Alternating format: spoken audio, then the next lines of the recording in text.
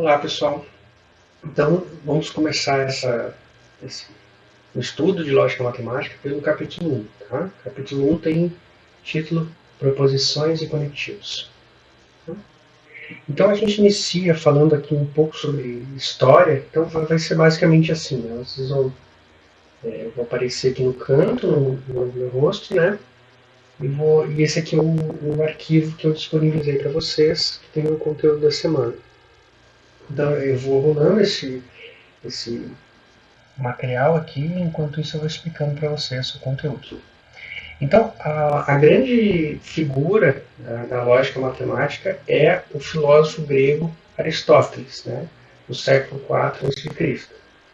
Então, Aristóteles, como vocês devem saber, era um filósofo, né, e na época existia um grande debate, se vocês já leram algum material de Aristóteles, de Platão, Sócrates, né, um grande debate entre as diferentes linhas de raciocínio e argumentação. Né?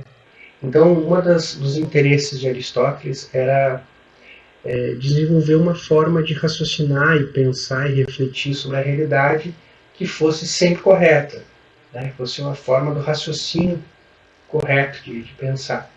E foi nesse processo que Aristóteles acabou fazendo a sua grande descoberta, né?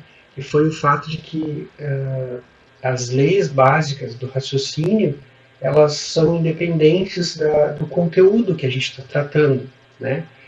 Então, um exemplo bem clássico é aquele que a gente costuma falar, né? Que é todo todo homem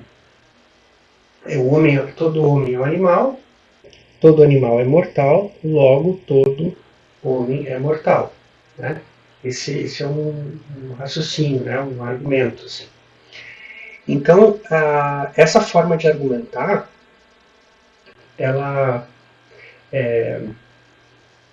ela não necessita que a gente esteja falando sobre homens, né, e animais. Né? Na verdade, o que a gente está dizendo nessa forma de raciocinar é que todo A é B e todo B é C, logo todo A é C. Então, não depende nada, na verdade, do que é o A, B e C. Só vai depender do valor lógico de A, B e C e essa estrutura, essa forma de raciocinar para verificar se um argumento é válido ou não. Então, essa forma que se utiliza para raciocinar se chama raciocínio lógico, né? Que se chama a estrutura lógica, que é o que Aristóteles desenvolveu. Né? E ela é uma disciplina que tem uma existência própria, né? Apesar dela ter muita relação com a filosofia, com a matemática. Ela é extremamente importante em matemática, porque a gente faz tudo em matemática, basicamente com essa lógica aristotélica. E a computação também surgiu, né, como um resultado desse estudo de lógica aplicado para estruturar algoritmos e fazer contas, basicamente. Né, porque um computador é alguma coisa que computa, né, que faz contas. Então, a lógica ela estrutura essas ideias de algoritmos e contas e vai fazendo uma estrutura que ela é eletromecânica, né? Então aqui tem uma figura que eu falo que é o Alan Turing, né? Tem um livro, um filme bem interessante de Netflix que se chama O Jogo da Imitação, onde ele fala justamente, o filme conta a história dele de tentar quebrar o código nazista, né? O código da máquina Enigma, que os nazistas usavam para se comunicar na Segunda Guerra Mundial. E por meio desse código eles conseguiam, código encriptografado, né, encriptado, e por meio desse código eles conseguiam se comunicar a longa distância, mas quem recebia o sinal não sabia o que estava sendo falado. E aí o que o Turing fez foi desenvolver um programa de computador, um programa de computador de tal forma que ele ia testando os códigos, né, e ele basicamente conseguia decifrar todos os dias com um novo programa, vamos dizer assim, uma nova aplicação do programa, o código nazista. E aí, isso foi um fator decisivo em ganhar a Segunda Guerra Mundial, né? fator decisivo foi a invenção do computador para Alan Turing. É um filme incrível, assim, uma história incrível, é verdadeira, né? Então eu sugiro que vocês assistam, para vocês verem um pouco do contexto. Alan Turing era matemático, né, dentre outras coisas. Ah, bom, então a gente começa aqui o primeiro conceito tem um texto, tá? Vocês podem ver o texto, mas o conceito da disciplina, primeiro que a gente tem é o conceito de proposição, né? Eu defini ele dessa forma aqui, uma proposição, em lógica matemática, pode ser assim, é uma sentença ou expressão que exprime um sentido objetivo e definido. O livro do Edgar fala em sentido completo, tá? Então eu fiz um contraste aqui para vocês verem, por exemplo, essas duas afirmações, né? A Lua é um satélite da Terra. Deixa eu ver se eu consigo marcar duas frases ao mesmo tempo. Não, não consigo. A Lua é um satélite da Terra e a outra expressão é somos a geração Coca-Cola. Não sei se vocês conhecem a banda Legião Urbana, né? Mas tem uma música chamada Geração Coca-Cola e uma das frases dessa é essa: somos a geração Coca-Cola. Então essas duas sentenças, a Lua é um satélite da Terra, somos a geração Coca-Cola, elas têm uma validade, têm uma expressão de alguma coisa válida, né? Só que elas podem ser classificadas de uma forma distinta, né? Porque somos a geração Coca-Cola, ela é uma expressão subjetiva. Né? Cada sujeito que receber essa frase, que ouvir essa frase, vai de alguma forma ter um pensamento, uma reflexão, uma emoção associada a essa frase que não vai ser a mesma do outro. Então ela depende do sujeito, né? E a frase a Lua é um satélite da Terra, ela é uma expressão objetiva. Né? A gente quer dizer que a Lua orbita em volta da Terra, né, presa na sua gravidade, e Lua e Terra são conceitos objetivos, não dependem da pessoa, então são objetivos bem definidos. Uma proposição ela não precisa necessariamente verdadeira. Uma Lua satélite da Terra, mas 3 vezes 4 igual a 12 é falso. Né? Só que tem um sentido completo, um sentido definido, um sentido objetivo, independe da pessoa que está ouvindo essa sentença. Né? Bom, a gente utiliza em lógica, né, lógica aristotélica, esses dois princípios básicos, né, que são o princípio da não contradição e o princípio do terceiro excluído. Eles têm um nome comprido, mas representam coisas bem simples.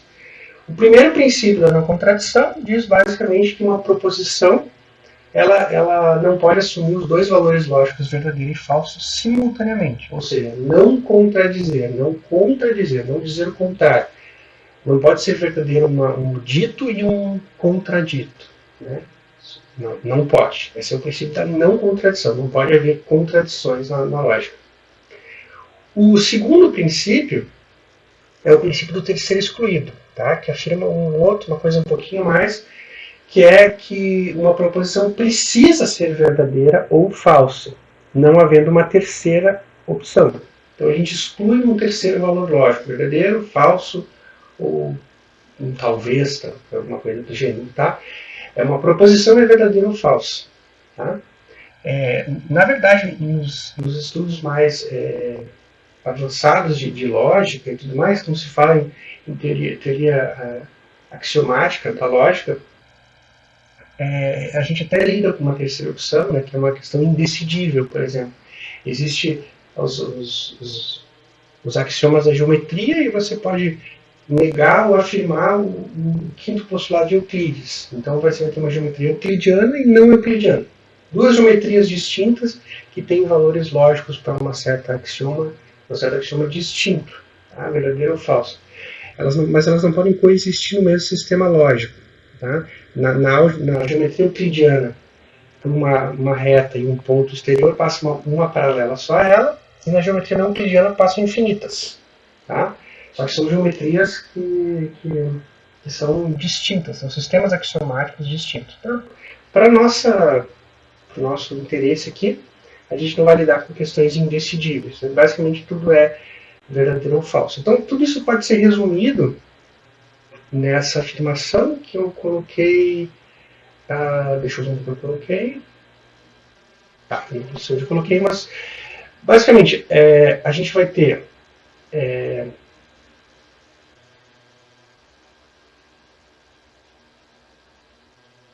Então, uma proposição é verdadeira, ou se ela não for verdadeira, ela é falsa. A gente vai representar uma proposição pela letra P, uma das letras que a gente vai representar, o valor lógico de P igual a V, ou P igual a V. Ou o valor lógico de P igual a F, ou P igual a F. Tá? Uma dessas duas possibilidades. Então a gente vai denotar por valor lógico a esse valor lógico da proposição. A proposição é verdadeira ou falsa. Por vezes, vocês vão utilizar, talvez você até esteja familiarizado com isso na computação, o verdadeiro igual a 1 e o falso igual a 0. Então essas duas notações são equivalentes, significam a mesma coisa, mas elas são usadas com objetivos distintos e com significados distintos, né? Então, por exemplo, quando a gente fala em verdadeiro e falso, V e F, que a gente vai representar simplificadamente por V e F, a gente pensa geralmente em argumentação, em estruturação lógico-matemática, né? Em pensar em termos de pensamento estruturado e raciocínio. Agora, quando a gente fala em 1 e 0, a gente geralmente está associando a uma coisa mais algébrica, né? Que no caso está associado diretamente com o computador por causa dos bits, que são zeros e uns, né? A matemática computacional ela é binária. Então o 1 representa o verdadeiro e o 0 representa o falso. Então o que acontece é que fica muito mais simples quando a gente substitui os conectivos lógicos, né? Quando eu digo, eu sou professor e eu sou matemático, ou tal coisa, e não tal aquilo, se isso, então aquilo outro. Eu substituo esses conectivos lógicos por operações algébricas, né? Que nem mais e vezes. Então, no caso, o E vai ser o vezes e o mais vai ser o ou. Então, nesse caso, aqui existem alguns detalhes que a gente vai ver, que depende do ou ser ou excluir, ou estrito, ou excluído ou não. A gente vai ver isso com mais calma depois. Mas, basicamente, a gente vai ter uma estrutura, assim, né? Para eu dar um exemplo para vocês, quando a gente diz uma proposição E, né? Diz uma coisa e outra. Diz P e Q. P e Q é verdadeiro quando ambas são verdadeiras. Né? Então, só quando ambas são verdadeiras. Se eu disser, o exemplo aqui, né, eu sou professor e eu sou matemático, é verdadeiro porque ambas são verdadeiras. Se eu não fosse professor ou se eu não fosse matemático, a proposição eu sou professor e sou matemático passaria a ser falsa. Se ambas fossem falsas, a mesma coisa, seria pior ainda, tá? Então, quando a gente transforma o E em vezes e o verdadeiro e falso em 1 e 0, o que eu estou dizendo? Estou dizendo que 1 vezes 1 é igual a 1, 1 vezes 0 é igual a 0, 0 vezes 1 é igual a 0 e 0 vezes 0 é igual a 0. Ou seja, a lógica do 1 e 0 da multiplicação é a mesma lógica dos números reais, é a mesma lógica do E com valores verdadeiros e falsos. Então existe uma estrutura algébrica que funciona muito bem, né, que a gente vai estudar com detalhe ao longo do curso. Tá? Aqui eu faço uma pequena... bom, aqui eu já falei, né, sobre a não contradição. Bom, uma coisa importante que a gente tem, né, por exemplo, eu coloquei aqui, né, se num tribunal uma pessoa afirma que não estava em certo local, um estabelecimento que foi furtado, digamos, e ao mesmo tempo uma câmera de segurança tem uma gravação dela naquela hora, nenhum de nós irá acreditar que ambas as informações podem ser verdadeiras ao mesmo tempo. Então, quando a gente lida com a realidade, a gente acredita que na realidade não existe uma contradição, né? Então, a gente entende que se a pessoa está dizendo, eu não estava no local, tem uma câmera filmando, só uma coisa pode ser verdadeira, não pode ser as duas simultaneamente. Então, a gente usa extensivamente essa ideia da não contradição. No tribunal, a gente condenaria a pessoa pela prova, se a prova for legítima, que poderia ser o caso dela ser manipulada, tá? Da gravação ser manipulada. Bom, os princípios a gente vai abreviar por PNC e PTE. O princípio da não contradição é o princípio do terceiro excluído. Tá? O resumo é esse, que toda proposição possui um e apenas um valor lógico, seja verdadeiro, seja falso. Mais uma coisa que a gente faz é uma classificação de proposições, e a gente vai caminhar entre as proposições assim, escritas em linguagem usual, assim, a Terra esférica, Eduardo da matemática, nessa linguagem, mas a gente vai utilizar muito mais, que é basicamente o que a gente vai utilizar, apesar de a gente fazer algumas alguns comentários envolvendo frases, assim, a gente vai estudar essa estrutura formal, lógica formal, com letras, né, como se fossem variáveis, P, Q, R, S, e conectivos, que nem esse aqui, ó. Esse aqui é um exemplo, né? P e não Q. Tá? Vai usar esse tipo de linguagem formal. Tá? Então, toda vez que a gente faz uma linguagem formal, a gente vai ficar muito claro que é uma distinção entre proposição simples e proposição composta. Uma proposição simples basicamente vai ser uma letra sozinha. Né? Por exemplo, a Terra é esférica, é verdadeiro ou falso. Tá? Mas quando a gente tiver uma coisa do tipo x igual a 1 ou x igual a 4, ou Eduardo é professor e matemático, a gente pode quebrar em duas partes, P e Q, Eduardo é matemático, Eduardo é professor, P e Q, e aí a gente vai ter uma proposição composta, que é a ideia de como se fossem átomos, né? A proposição simples é átomos, proposição atômica, e proposição composta é molecular, que são vários átomos. Então, o que acontece é que a gente tem uma das duas estruturas, né? E a gente vai poder classificar. O que conecta os átomos são os conectivos. É o E, o O, C, então, somente C. Tem vários conectivos que se utilizam na lógica, mas é como se fossem as ligações entre os átomos. Tá? Uma das informações mais importantes, os conectivos que a gente vai utilizar são 5, basicamente, tá?